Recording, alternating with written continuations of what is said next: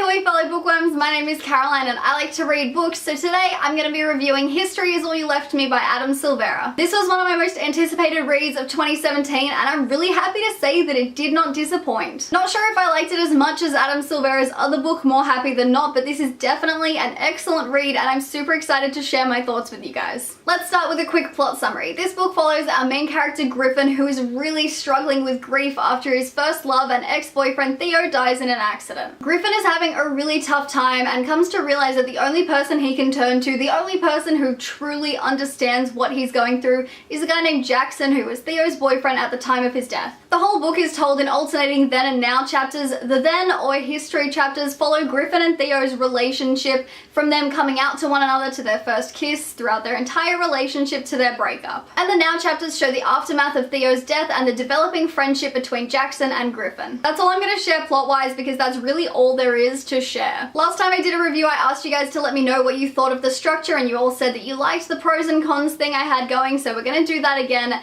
I'm going to start with the pros because I think it's really nice to start with some positive stuff about a book. Pro number one is the writing. I think Silvera is incredibly clever with the way he uses his words to create this super vivid picture of everyday life. Probably not going to do a good job of describing why I think the writing was so great, but there was just something really natural and real about the flow of the writing throughout this book. It was never overly descriptive, and although personally I'm quite a fan of like really flowery descriptions, I never felt that I was missing out on anything. The writing is kind of minimalist, but there are still moments of absolute beauty where I found myself tearing up over what was happening to the characters. Pro number two is the representation of grief in this book. Everything Griffin went through felt super honest and real, and I just really appreciated that. There were these really powerful moments where Griffin would laugh over something and then feel super guilty for laughing when Theo wasn't there. There were other moments where he would remember something and get incredibly emotional, where he would snap, and it just all felt incredibly authentic. Pro number three, I'm only going to talk about briefly. Our main character Griffin has OCD and kind of struggles with his obsessive compulsive tendencies throughout the book. Personally, I don't have OCD, so I can't comment on how accurate the representation in this book is.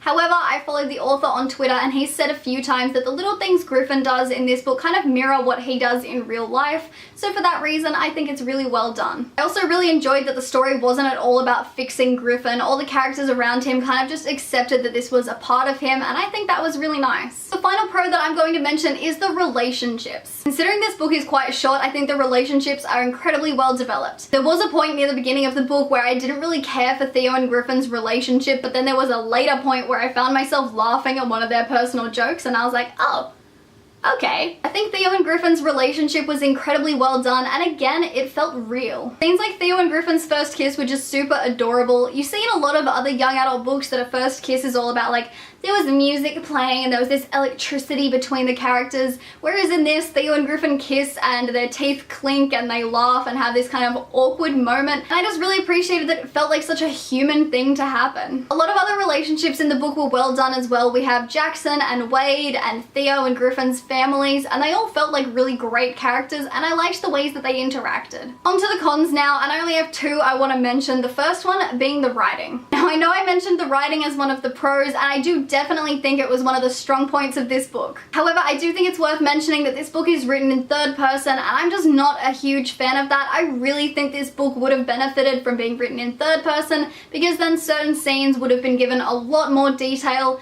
But this is just my personal opinion. The second and final con that I'm going to mention is actually a part of Griffin's character. I don't want you guys to think that he's a bad character because I definitely loved him. I think he was incredibly likable, incredibly real, and I really cared for his journey throughout the book. But there were quite a few moments where he did things which were so incredibly selfish that it really frustrated me. It's one of those things where once I noticed it, I couldn't not notice it. It was just like so annoying. Every time he did something and had a choice to make, I would be like, Griffin, you better not fucking do the selfish thing again, and then he would, and I'd be like, not sure if this will frustrate people as much as it did me, but I feel like I spent the last third of the book waiting for him to do something that wasn't for himself, and that was just kind of annoying. Here we go guys, those are all my thoughts and feelings on History Is All You Left Me by Silvera. I think overall I would probably give this book like a 4 out of 5 stars because even though Griffin was kind of annoyingly selfish at times, it was still super enjoyable and emotional. It made me cry a couple of times, and I highly recommend this book. I upload videos Wednesdays, Saturdays, and sometimes Mondays as well, so be sure to like this one and subscribe to my channel and stay tuned on those days for more bookish goodness. Toodaloo!